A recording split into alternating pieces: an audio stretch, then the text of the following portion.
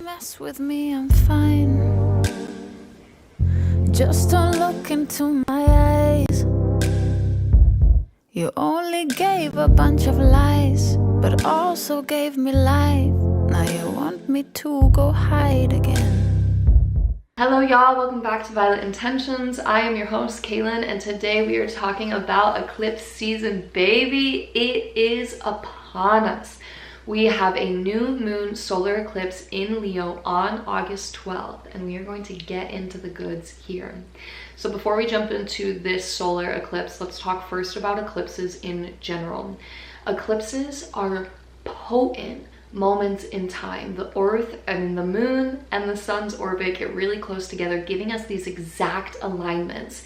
And whenever we have exactitude within the cosmos, it's these periods of greater alignment between us and this bigger thing that we exist in. It's like this little portal opens up and soul just drops in, and like the cosmos just drop in, and it is really juicy, potent territory to work in. Now, eclipses are centered around the nodes of fate. The nodes of fate are our destiny line. The south node is our karmic backpack. It's everything that we've came into this life with, the good, the bad, just all of it. And the north node is our dharma, is where our soul is headed, the path that we are walking in this life. It is the thing that is new to us, that we have not yet experienced. So it's like we're walking from the south node to the north node. They are intrinsically connected, and the two can't be separated. So the nodes have recently shifted into Leo and Aquarius, meaning that collectively, our collective soul is on this journey moving away from Leo into these Aquarian themes. Now, Leo is the sign of the self. Leo is the sovereign. Leo is fixed fire. It's this radiant heart energy. I'm going to shine my light just because it feels so good. I'm going to be in joy just because joy feels so good. Now, the south node being in Leo is having us clean up wounds around our authenticity, right? Leo is the sign of radiant authenticity, our heart's truest creative expression in this life. Now, the shadow of Leo can be tied up in performing, in wanting validation. So the south node transiting Leo is having us clean up our wounding around expressing our authentic nature. And as we do this cleaning up around expressing our authentic nature, we start to move into Aquarian territory, which is where the north node is, where we are headed. And Aquarius is all about the collective. Aquarius can glimpse the web of life, and Aquarius understands that my evolutionary journey is in service to the collective. So our evolutionary journey of cleaning up anything around our authentic expression in this world so that we can stand more confidently in our radiant creative expression, this evolutionary journey of self directly serves the whole. What is in my highest good is in the highest good of the infinite all of everything, because when I am truly aligned with my highest good, then I am aligned with the web of life. And Aquarius is this unique, beautiful ability to glimpse the web of life. And Aquarius, in this ability to glimpse the web of life, wants to bring forth these future visions that are in service to the collective. So this evolutionary journey that we as a collective are on for the next 18 months is to stand in our radiant authenticity, in our love, in our soul's unique creative expression in this life, to remember our place within the web of life and bring forth this greater future vision for the collective. Big and beautiful, right? Okay, so let's dive into this solar eclipse that happens on the 12th. Now, before we get into that, we gotta talk about this pre-eclipse shadow territory that we are walking. If you are watching this video before the 12th, we are in the shadowlands. The cycle of the moon, right? So the 12th is on the new moon. That means the 9th, the 10th, the 11th, leading up to this new moon, we are in this final shedding phases of the moon. The moon is slowly approaching its void place where it is not seen in the sky at all. So whatever culminated at the full moon on like July 29th, I believe it was, and that was a powerhouse of a full moon that was tied into that July basket, whatever reached completion is now falling away. And this 9th, 10th, and 11th, we are in deep shadow territory. We have Mercury entering Leo square Chiron on the 9th, the same day that Venus trines Sedna, right? So our mind enters Leo and immediately squares Chiron, the wounded healer. The mind is square in a challenging aspect, wanting to integrate our deepest wounds. This can show up one of two ways. I mean, it can show up a million ways, but it is most likely to show up in either getting insights into what the deepest wounding is, the mind actually being able to translate some of these deeper depths, or this wounded nature that is going to show up in the body, right? Chiron is in Taurus, so it is going to be in the body. The mind could be in a total fog, in a total haze, if it's not wanting to go down and access these deeper depths. Bringing your awareness to this aspect kind of allows us to shift into the expression of this transit of Mercury being able to translate. So if you find yourself in a fog, if you're feeling pain in the body, if you're feeling emotions, recognize it as these transits, as the deeper depths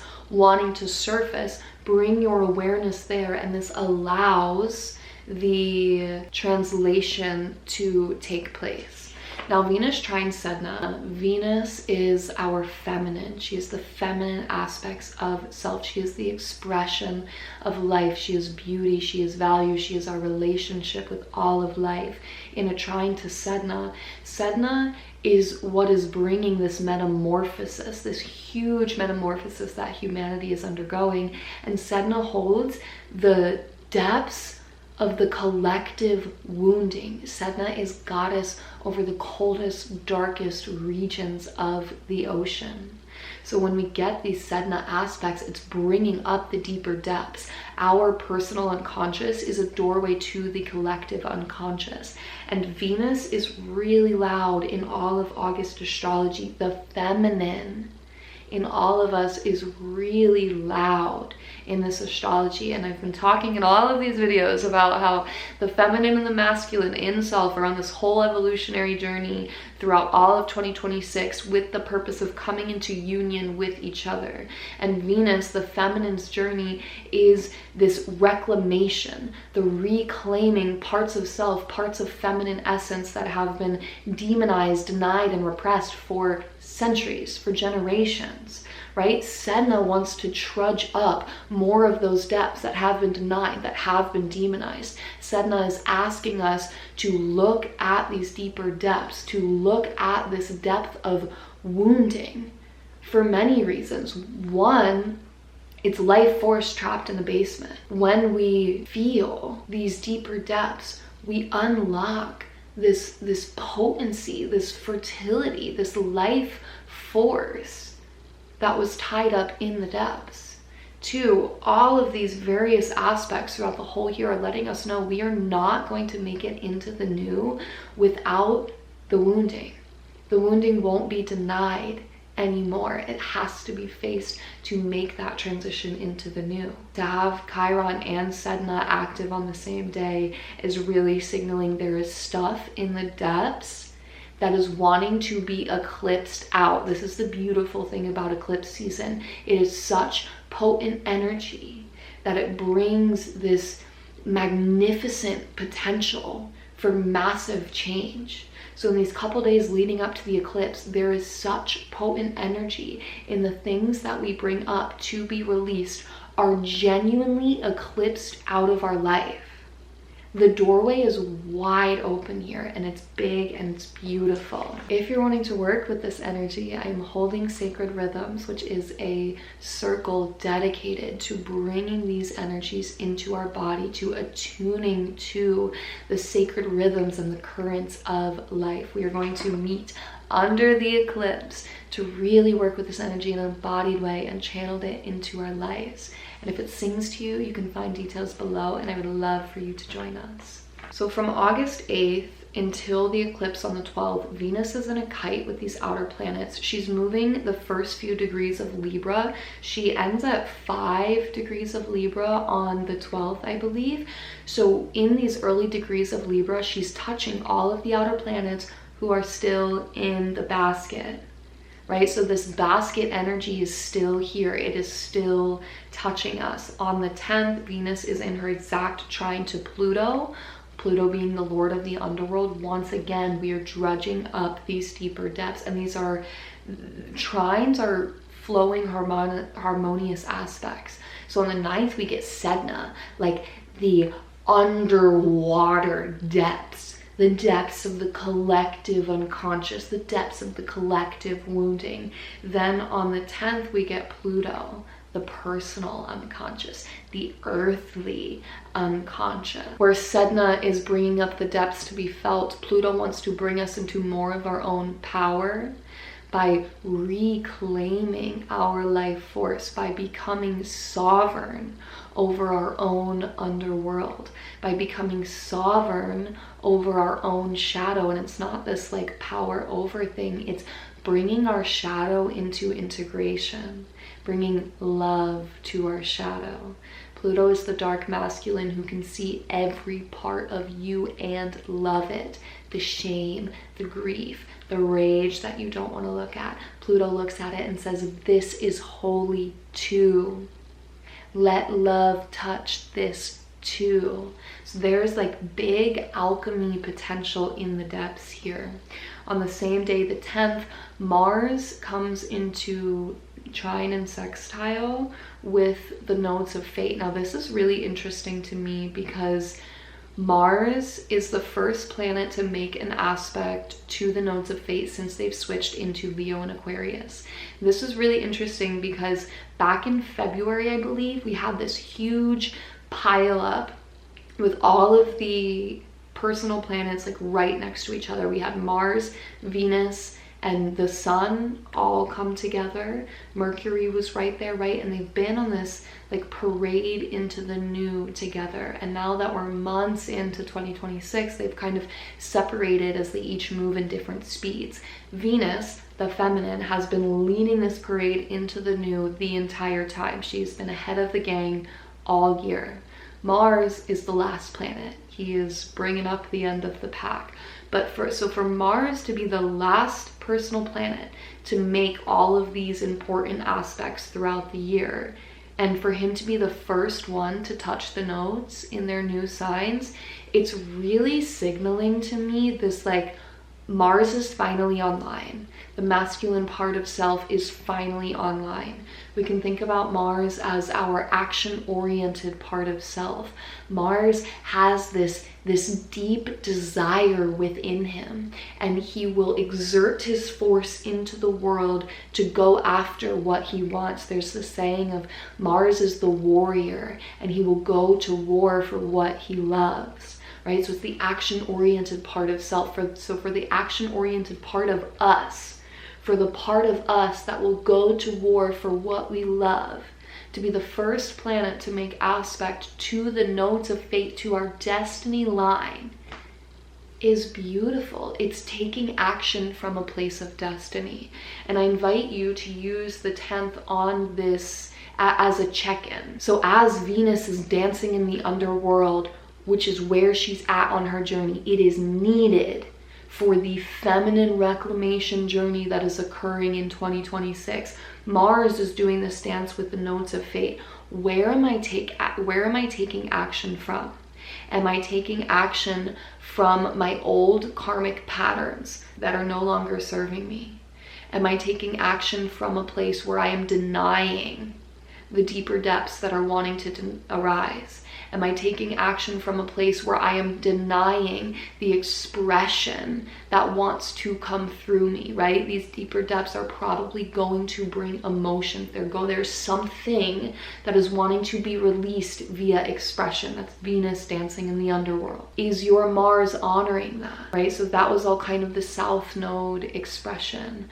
The North Node expression would be Mars taking action in alignment with the destiny. Mars being really clear, really focused, really aligned with where we are headed, with this new reality that we are dreaming in, and with our own rhythms, honoring what expression wants to arise, honoring the deeper depths that are asking to be looked at, and making space for that.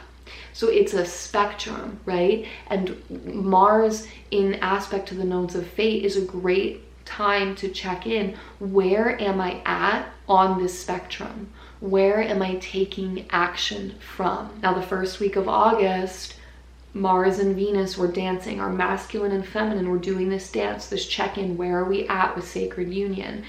The 10th, I mean the 9th through the 12th, but especially on the 10th, is a great time to take action from this place, to let them dance in sacred union, to get the intuitive hits about what's arising, about what is my rhythm now, where am I at on my path, what am I called to float in, what am I called to pour my energy into, what am I called to look in with inside self.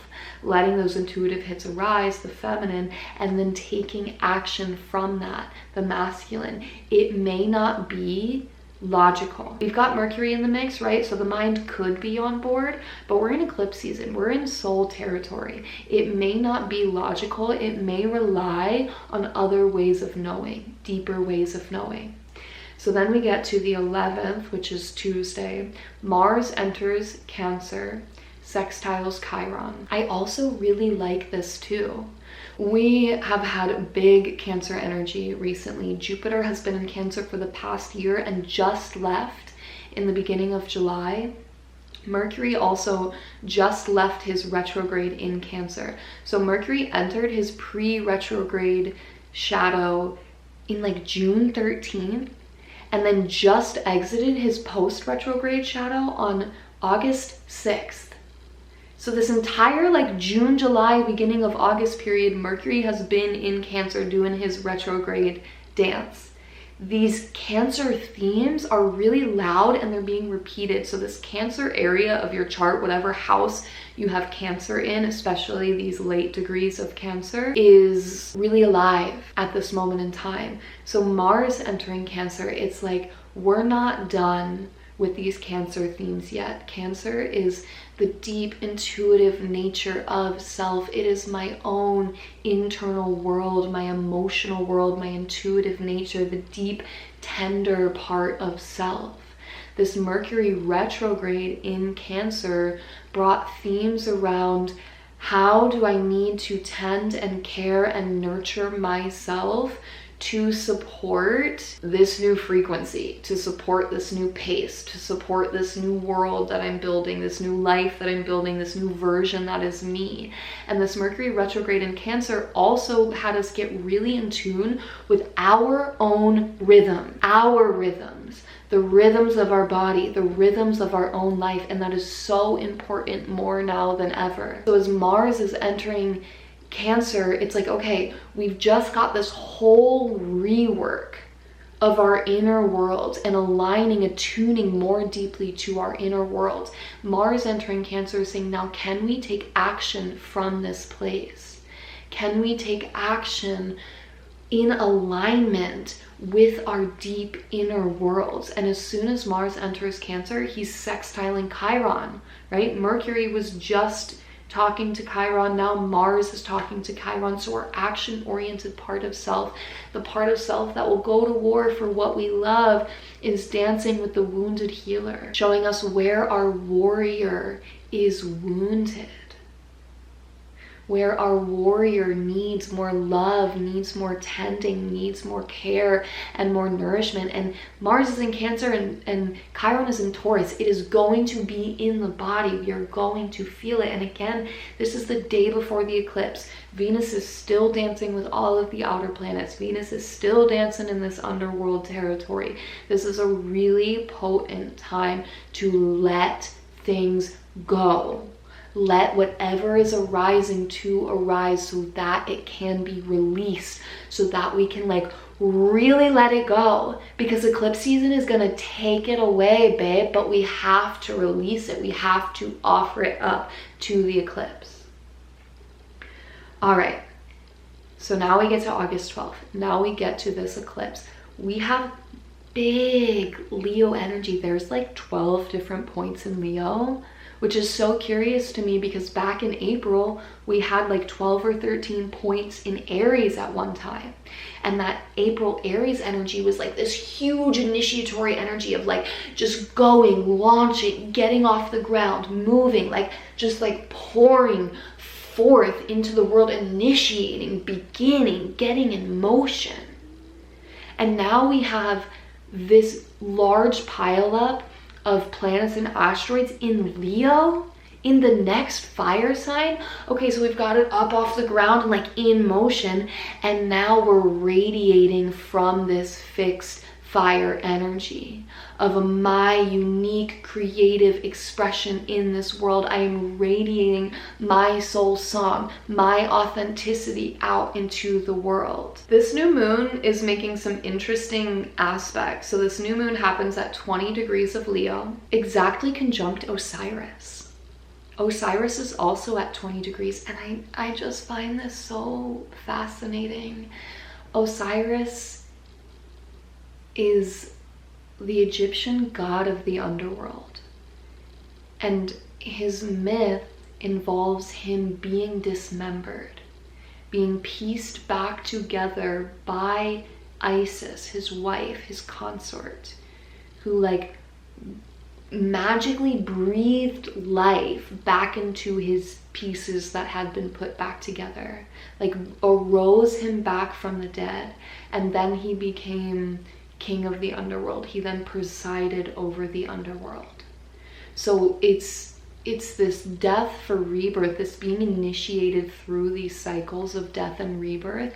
But when you are reborn in a new form.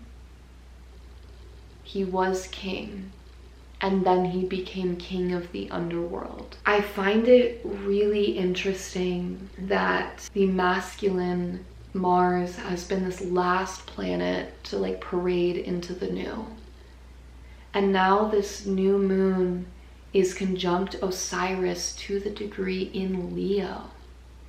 It really feels like the divine masculine energy finally coming online. The divine masculine who has been initiated through the cycles of death and rebirth, who becomes king of the dead. It's like similar but different to Pluto, like Lord of the Underworld, the presider over the underworld realms. I think it's really beautiful, and I think it's really potent, especially as we have Mars newly entering Cancer, sextile Chiron, bringing up that wounded masculine energy, that wounded warrior energy, and then Osiris on this new moon. What is being eclipsed in is healthy, divine, masculine energy. We've been waiting for this. This is big and this is beautiful. Not to mention, Isis is at 16 of Leo. So she's loosely conjunct this new moon as well. Isis, a great mother, Isis. Isis, the priestess, Isis of magic. Isis, who breathed life into her husband, who brought her husband back from the dead. This like high magic, high voltage feminine. And for to her be in this new moon with her consort Isis, you have a complete myth under this new moon. It like the feminine is right there too. It's this big gifting. And you know, I hear a lot of women talk about like, why do I have to go first? Like, why do I have to go first? And there is something around like the feminine rising. And remember, we're in Leo, so this is radiant expression. The feminine rising into her radiant expression, her radiant expression of life that can breathe life into the dead, right? Like, there is magic to life force. There is magic to this radiant essence of life force. And I just think like Isis and Osiris with this new moon is bringing in a whole lot of magic here. And then opposing this new moon, you have Chiron at 23 degrees of Aquarius. Chiron is Chiron's wife. Chiron holds this, like, she holds a lot of healing capacities, like healing magic as well, but she holds space for Chiron. She holds space for the wounded healer to undergo his whole journey. Chiron was the centaur who got shot with a poisoned arrow and he couldn't be healed, so he learned like astrology and herbalism, like all of these different modalities that then found the medicine. So his deepest wound then became his greatest source of medicine, his greatest offering to the world. And Chiron was his wife in that. She like holds this big healing potential and this like space holding, this feminine space holding within that. So for her to be opposing this new moon with Isis and Osiris in the new moon energy, it's big magic, y'all. It's big healing potential. It's big initiations, and it's this big like space holding for the alchemy, for the magic that wants to take place. And remember, like, we're leading off shadowlands. So we're doing this like deep underworld trudging leading up to this new moon for it to be alchemized. The death for the rebirth, the death for the healing, for the magic. It's big, beautiful energy. And again, we're still in this basket. We're still in this July energy, this July basket. It's going through all of August. There is just like big magic here for what is being eclipsed in. But we have to let go of the wounding, and not even let go, it's feel. It's feel and alchemize, to face, to look at the old wounding, the old patternings, because here's the thing. We create our reality. We are co-creators with life itself. We are co-creators with the infinite all of everything. But we are 100% creating everything about our reality.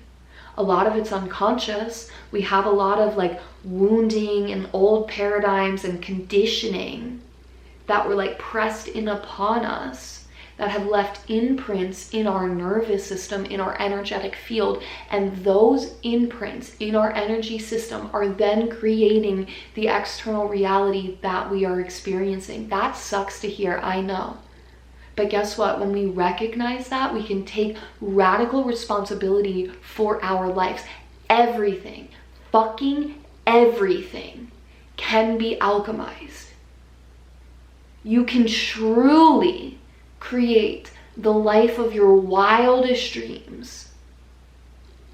But that comes through letting go, through facing, through feeling, through alchemizing, through letting go of the old wounding, the old conditioning, the old paradigms. But it has to be moved through the body. It is not intellectual, because the wiring lives in the unconscious. It lives deep within the body.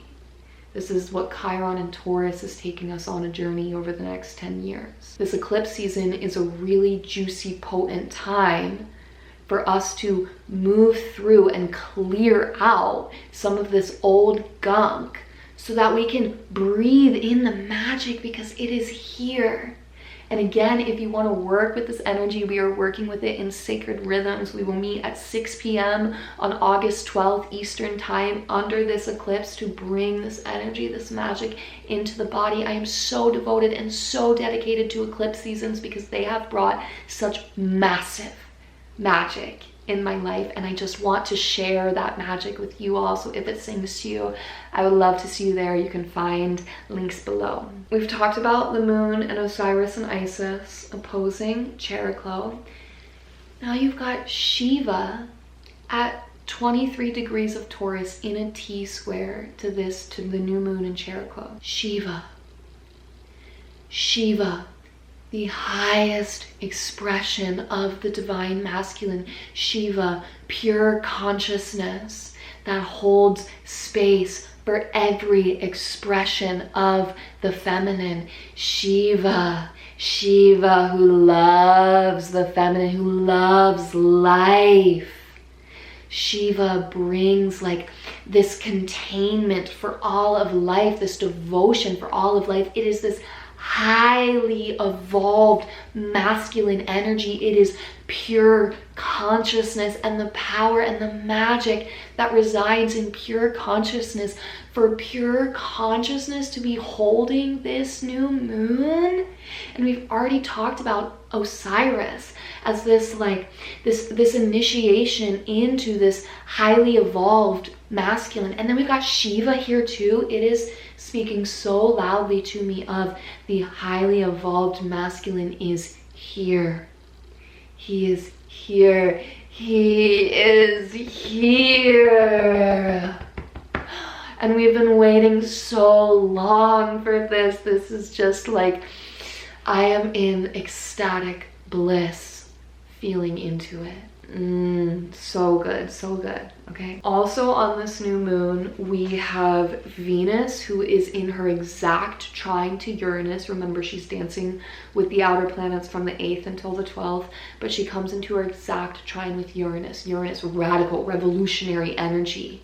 Like lightning bolt change. I'm waking you up. In a trine to Venus, we've talked about Venus is on this underworld journey of this reclamation, and Uranus is accelerating her into the new, waking her up further. So she's in her exact trine to Uranus, this radical revolutionary energy. Venus is getting another upgrade, babe. Our feminine is getting another upgrade right after she's done her underworld trudging. And she's also in a square to Lilith.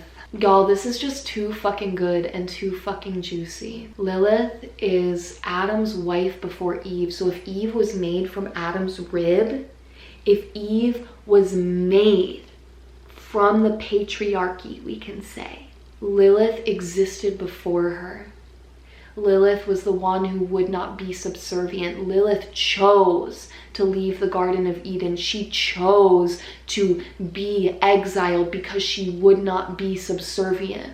She would not give her power away. She says, I am equal and I will stay in my wild, fierce nature. You cannot put me in a box. You cannot contain me. I will stay in the fullness of me.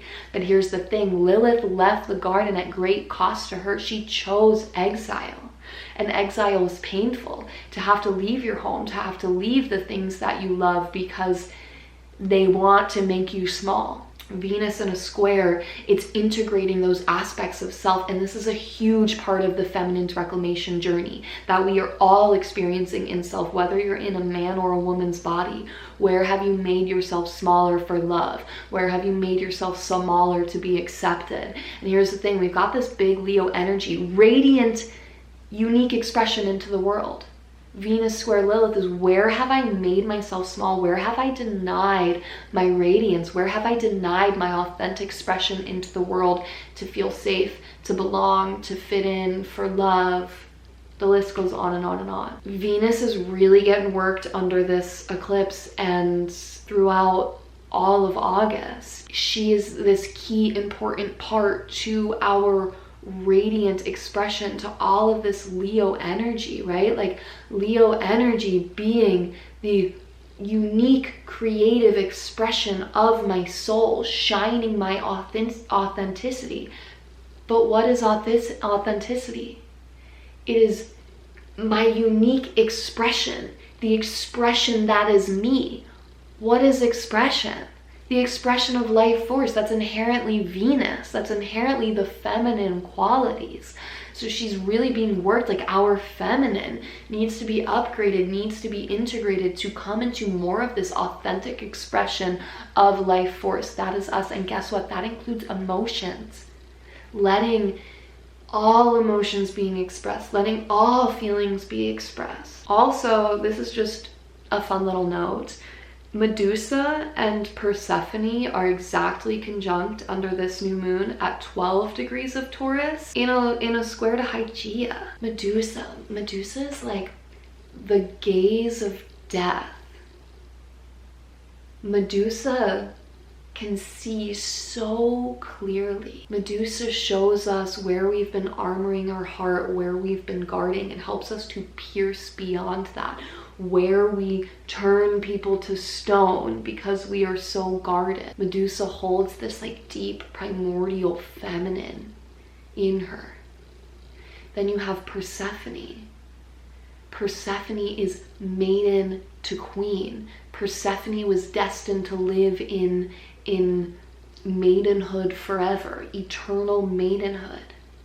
And through her journey with Hades, with Pluto, she is initiated into the underworld to become sovereign over the underworld, to become queen. That is exactly what Pluto wants to do with Venus earlier in the week, this deeper initiation into the underworld, to go from maiden, from innocent woman, from innocent being, into sovereign over our underworld, into queen, into king, into the one that has regained their power from their own depths. So for Medusa, this de-armoring of the heart, this deep primordial feminine, the one whose gaze pierces, to be with Persephone, queen of the underworld, the initiation from maiden to queen. Square Hygeia, Kundalini, goddess of miraculous healing and awakening. Like, making this journey of descent into queenhood, this journey of de-armoring the heart and coming into the truth of our being, making it miraculous, ease-filled, grace-filled, dare I say joy-filled. That'll probably be in the undercurrents, but it's very beautiful energy. So just to wrap this up, is there anything that wants to come through? There is a lot of magic available under this eclipse, and it's big magic being eclipsed in. But in order for this to be eclipsed in, there has to be space made. And that's what these days leading up to the eclipse are clearing out for us. And remember, it's being eclipsed out, gone for good. And this July basket, like, we've been getting juiced. There's so much juice that has been pouring into us for us to make this huge quantum leap in this eclipse season. This July basket brought this, like, the new frequency is here. And it's arising from inside of us. And now we're in this process of attuning deeper to it so we can be walking expressions, living, breathing expressions of this new frequency. And this eclipse is like eclipsing in more of it, this highly evolved masculine that we've been waiting for. It's beautiful, like deep magic. We've got the heights of feminine magic, the depths of feminine magic, Venus undergoing her whole journey in the midst of this. Like, it is big magic and big, beautiful energy. Again, I would love for you to join us in Sacred Rhythms, where we work with this energy, bringing it into the body and bringing it into our lives. This eclipse season, as with every eclipse season, sets up the trajectory, the timeline for the next 6 months. So what we seed under this new moon, because it's a new moon, we're planting seeds. The seeds that we set under this new moon, we are going to be watering for the next 6 months. It's a bigger new beginning. So with that, I just send you all my love. May this eclipse bless you. May the joy enter your life. May the magic enter your life. If you are called to work with us in Sacred Rhythms, I would love to see you there. It is going to be big and beautiful and a whole lot of fun. And just so many eclipse blessings to you. I would love to know how this is showing up for you. Leave me comments down below. And if you resonated with this video, please like and subscribe. It helps me out so much. It means so much to me. And I'll see you next time. Ready when you touched me, I thought I see the stars. Remember when you